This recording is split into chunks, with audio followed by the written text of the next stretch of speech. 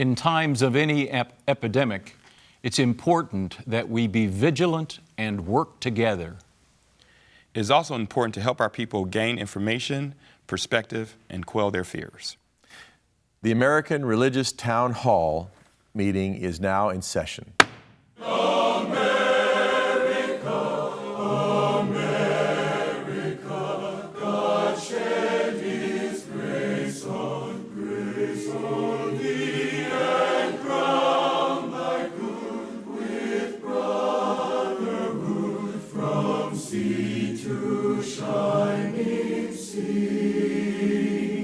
Welcome, friends, to the American Religious Town Hall meeting, where the discussion of religious, political, and social issues is meant to promote the cause of religious freedom and to help us better understand each other. And now, here's your host and moderator, Pastor Jerry Lutz. Welcome to the American Religious Town Hall broadcast. I'm James Weingartner in for Pastor Lutz, and we have taken on a few changes just during our pandemic, and you'll notice them. We have less panelists. We've gone from 6 to 4, and we're kind of few and far between in the room. We're looking forward to Pastor Lutz returning, but in the pandemic time, we're making just a few changes. We're glad that you're here, and we have some great panelists to discuss our subject today. And so I'd like to introduce our panelists or have them introduce themselves. Ken and John? Thank you. My name is Canon John Peterson. I am an Episcopal priest, canonically resident in the Diocese of Washington, D.C. I'm Rabbi Dan Levin. I serve Temple Bethel in Boca Raton, Florida. And I'm Tom Plumbley. I'm the senior minister of First Christian Church in Fort Worth, Texas, a congregation that's a part of the Christian Church Disciples of Christ. Hi, I'm Tony Matthews, and I'm the senior pastor at North Garland Baptist Fellowship in Garland, Texas. We're certainly glad you're here to talk about an important topic today. And our topic today has to do with pandemics and faith communities. In recent months, we've watched as the COVID-19 virus has spread around the world. For some, it's had little impact, and others, it has meant a case that has been similar to a case of the flu. Yet others have suffered greatly from the illness, and many have died. Such far-reaching events bring many challenges to faith communities. Some choose to continue business as usual. Others close down all their services, and many, while offering ongoing services, encourage their members to use caution and to not feel guilty if they miss services. Still others offer streaming worship options. We've not seen such drastic measures since the 1918 Spanish flu. Yet the need to serve the people of God is something that clergy take very seriously. Not only do they offer spiritual leadership, advice, and counsel on a regular basis, they're often involved in day-to-day programs meeting the needs of their members as well as the communities in which they serve. We now invite our panelists to address the following questions. 1, what might our governments, local, regional, and national, have done that would be a better job of helping the American people to understand their risks and obligations with respect to this pandemic? 2, how has your religious community, network, or denomination responded to this most recent challenge? And 3, what words of theological wisdom do you have for our viewing audience as we face such events? So we go to our panelists. Reverend Plumbley, do you have something to tell us about this? Thank you. Yes, I think this is a really important topic, and I want to center not so much on the first question, although I would guess that when we were talking about government response, perhaps if we would have started a little earlier, that would have been helpful.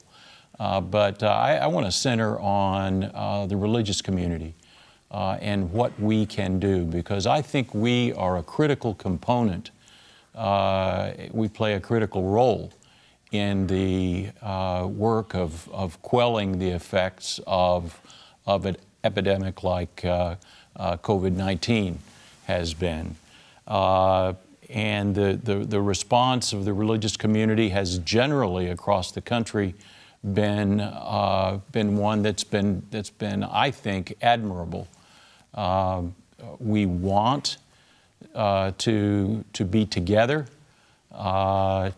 Folks in my congregation just ache to be able to hug and to shake hands and to see each other in a physical way, but we worship online, folks. And in fact, a lot of our people are getting to the point where we're realizing that worship has been very creative and is offering some new things because we're concentrating more on being online.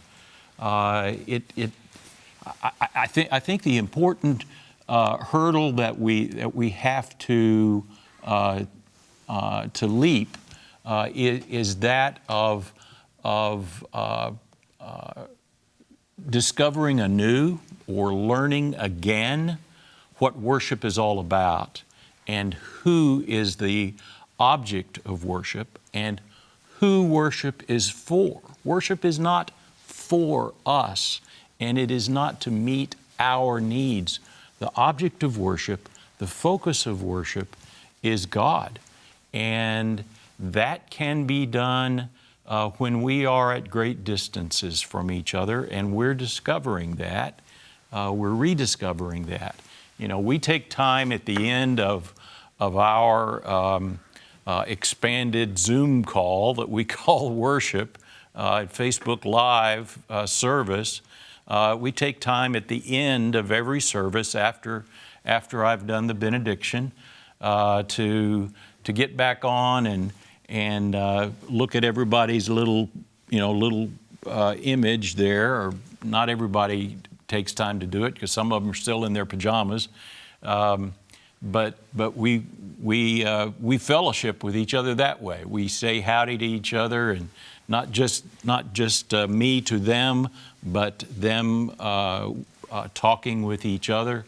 And so there is time for fellowship, some of those things that we miss. But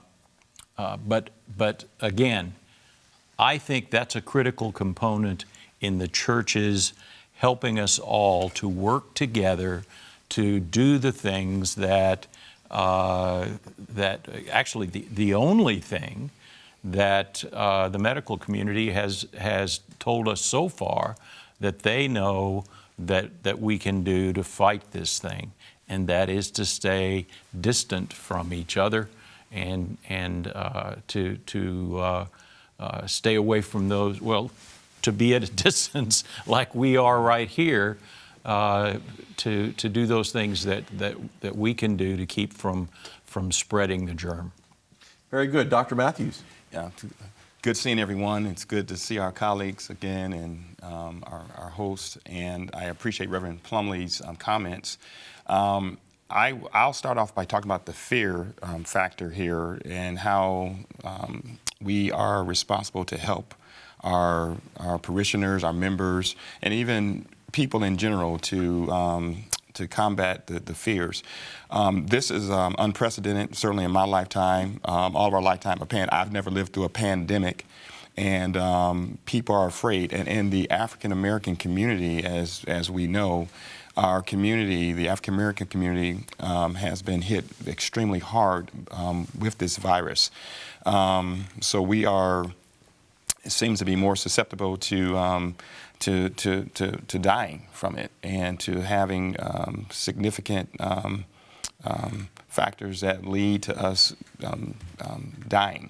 So I've had to, along with other colleagues in the African American community, really spend a lot of time praying with our members and talking with them, and it's really encouraging all of us to really take care of ourselves, do the best we can to take care of ourselves. Health care is a really big factor. And so we have a lot of folks who are really afraid. Our people, as Reverend Plumbley mentioned, we are worshiping online, gathering online. And we have people who will come out where the services are pre-recorded, but we still do not have a good group who is a good amount that's ready to come out and gather together. We had a survey that we conducted at our church, and we're probably right at 70 to 75% of our membership that say, hey, once we start, they will be comfortable staying out another several months. In terms of perspective, theological perspective, I try to let tell people that, you know, God is omniscient. He's all-knowing, and we can live in that reality that the pandemic didn't take God by surprise. He knew it would come, and we have to do the best we can to do what Reverend Plumbley says. I mean, wash our hands. We have to physical distance and do the things that we can do to make sure the virus does not spread. Lastly, for me, when it comes to the government, what could we have done better? I had this conversation with a lot of people. I kind of paused to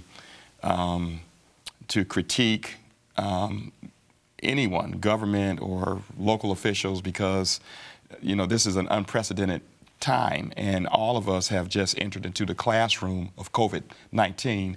I'm not comfortable giving out Fs in that classroom when we just got into the school of it. So, very good. Thank you so much.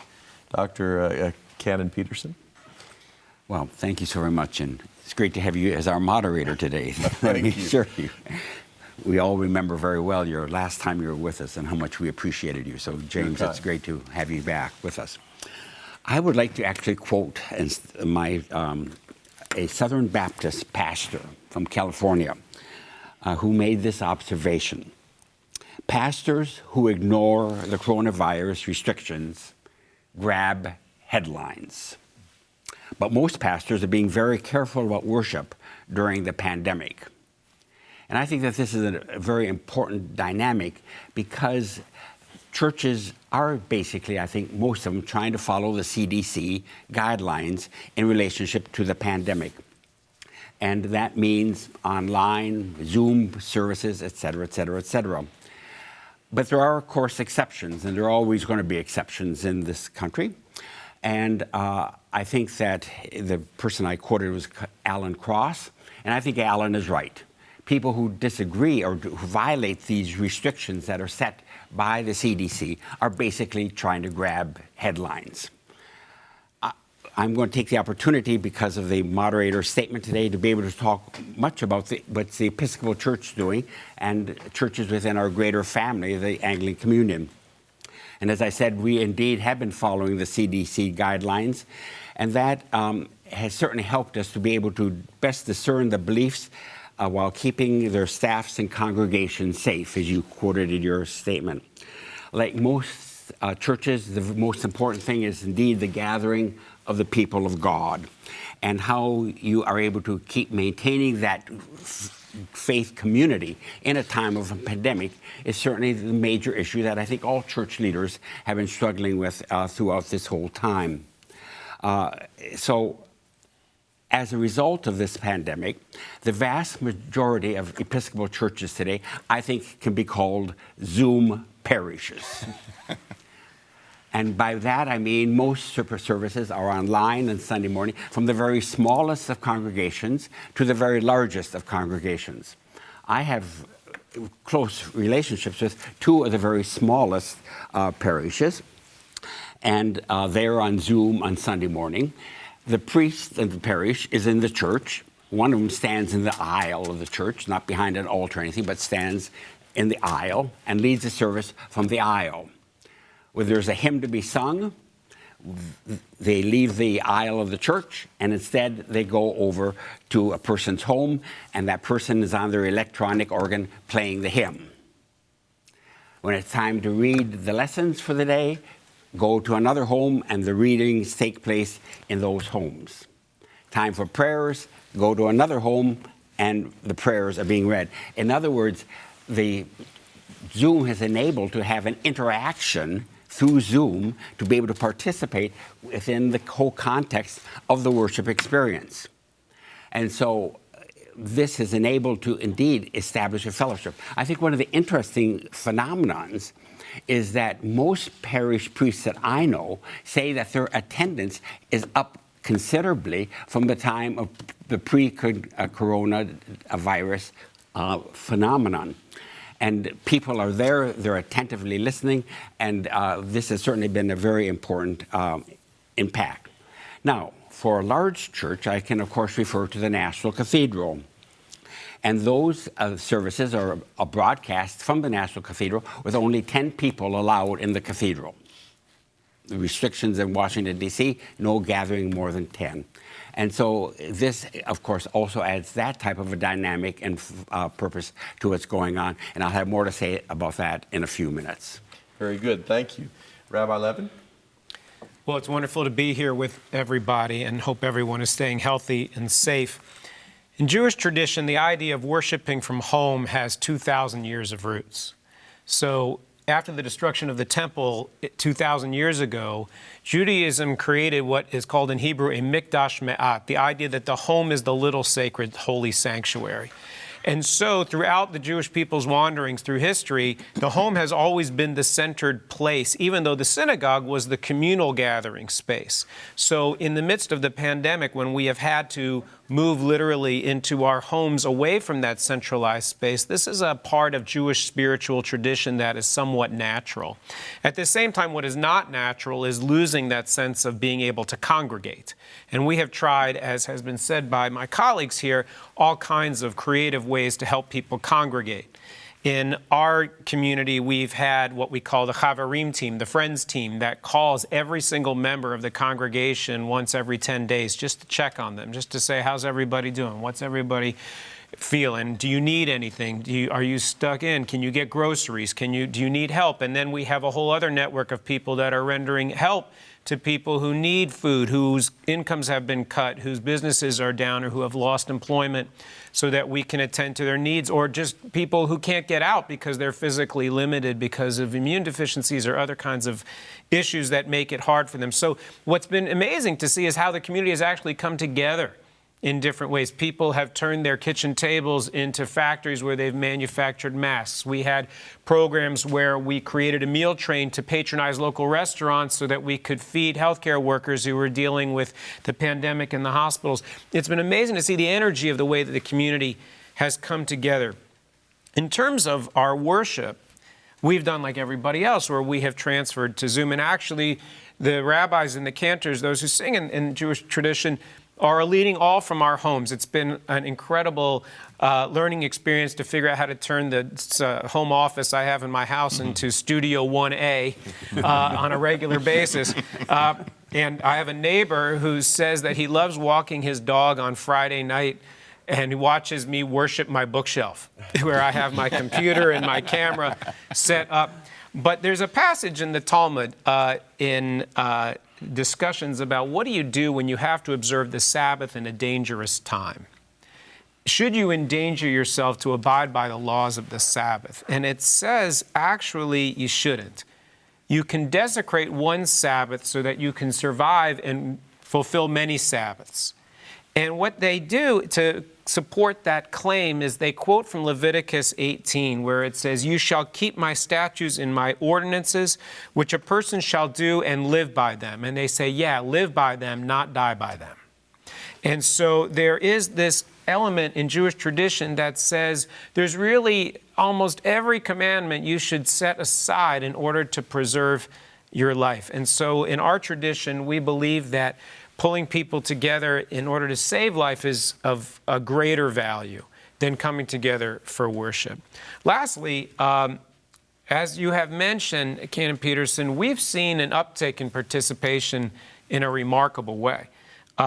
More people are Zooming in for classes, for worship, than we might typically see. And many people have shared with me that on Friday night they finish dinner, and instead of getting all dressed up and rushing to get to synagogue, they grab the iPad, they go outside and sit on their back patio, watch the sunset, and welcome in the Sabbath. And for them, that's been even perhaps more meaningful.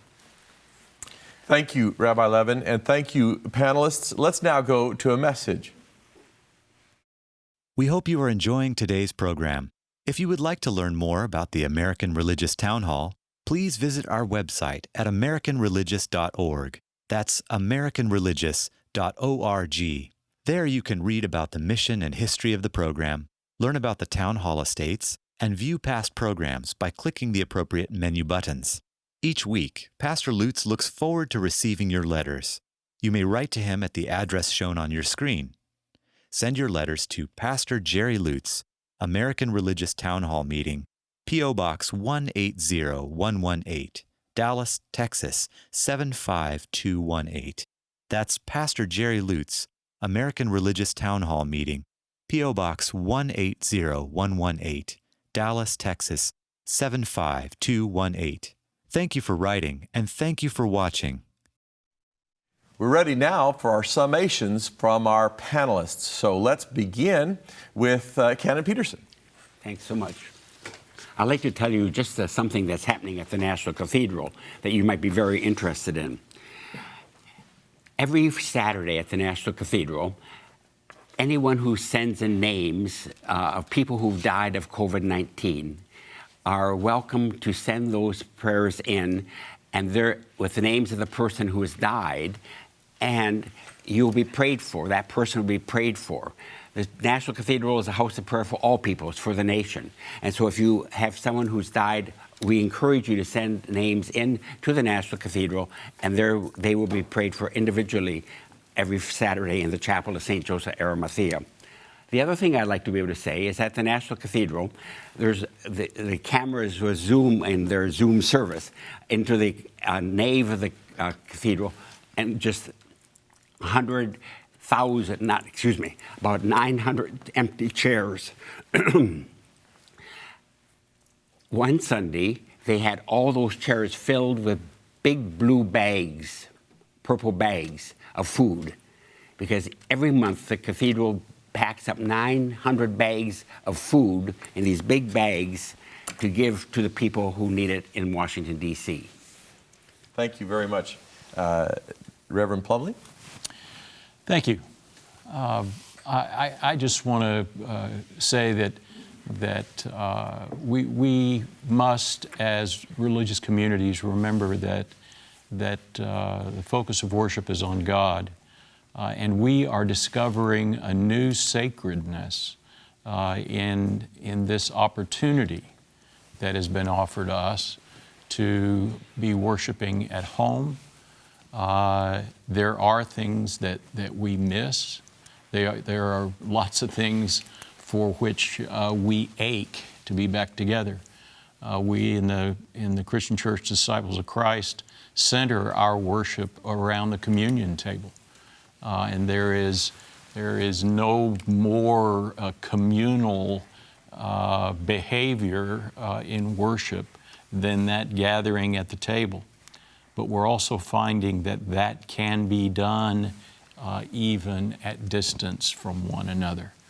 And in that, we are rediscovering some of the roots of our worship, some of the real focus of worship. And people are relearning some things. And so therefore, this has been an interesting time, a time for those of us who are largely in front of the camera to learn a lot of new things, but it's been a good time. Dr. Matthews. Yes, it has been a very interesting time in the country. I am so amazed and pleased at the religious community in particular, everyone in general, just to see how we've all come together. We've discovered gifts that we don't have, that we didn't know that we had. We've discovered that family time is very important. We've missed some things, but we've gained a lot. The church has left the building. The church has left the building. My question is, when the virus is over, what are we going to do?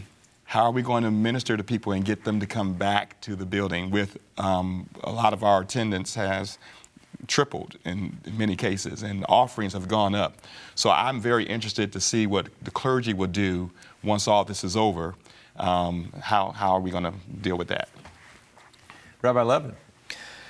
I think one of the things that we've learned in the long history of all of our different traditions is that you have to adapt to the times in which you live, and that the way in which we choose to serve the Holy One has to adapt to the vicissitudes and to the necessities of what that time demands. And we're seeing that with not just a sense of loss, but also, I think, a sense of creativity and a sense of, I think, renewed sense of purpose and spirit. I think what we also learn is that when societies come together and speak with a unified voice and come together and pool their energy, those societies are stronger. I think when we've seen our society fracture and people speak with different voices and people not know who they should listen to and what it is that they should do, that's when we find ourselves getting into not only physical danger, but spiritual danger. And so hopefully when we reassess and learn that life is really of ultimate value, and we put our values in square focus, then how we worship and how we come together, those paths become more clear and defined. Thank you, Rabbi Levin. We've been hearing these good messages from everyone, and we thank you so very much. And it is a good experience to have us shaken out of our lethargy for worship. So thank you again. The interesting thing as I studied recently, Rabbi Levin, was that I found that the original Passover, which is the progenitor of our communion table, was done in the homes. It was a distributed worship experience. And now we're back where we started from in the beginning. Isn't that beautiful? The charter of the American Religious Town Hall provides that Roman Catholics, Protestants, Jews, educators, and others may appear on this program and can declare their beliefs without hesitancy, and the rest of the members of the panel will uphold and guarantee that American right to all who will appear, irrespective of race or creed, so that the rest of the world can see that here in America, we believe in civil and religious freedom, not only in the theory, but in reality. And now, friends, until next week, at the same time and over the same channel, the American Religious Town Hall meeting stands adjourned. May the God of all of us bless all of you.